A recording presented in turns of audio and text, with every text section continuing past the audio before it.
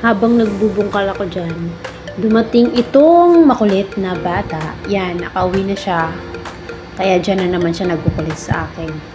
Sabi daw niya, tutulungan daw niya ako. Kaya yan, tinuruan ko siya kung ano ang gagawin niya. Sabi ko, bubutasan yan dyan. Gagawa siya ng line na malalim ka ako. Kasi may ilalagay kami later. Pero guys, hindi siya sumusunod sa akin. Hindi ko naman siya mapilit. O, kasi yan lang ginagawa niya. Naglalaro ng lupa.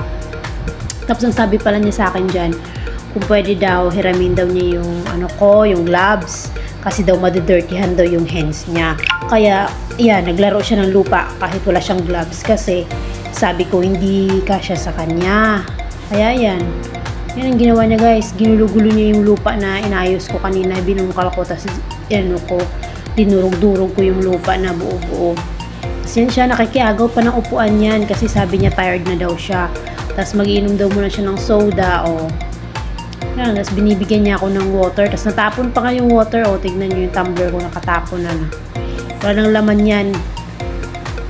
Konti na lang. Tapos yun. Soda-soda daw siya kasi daw thirsty na daw siya. Akala mo talaga pagod na pagod siya. Tapos tignan mo. Kung ano na lang kalukuhan pinagagawa niya.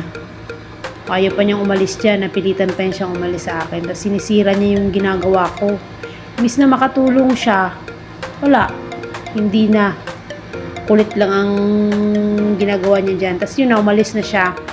Kasi may inutos ako sa kanya. Hindi ko na malala kung ano inutos ko. Ay, pumunta siya kay mamila niya. Kaya ayan.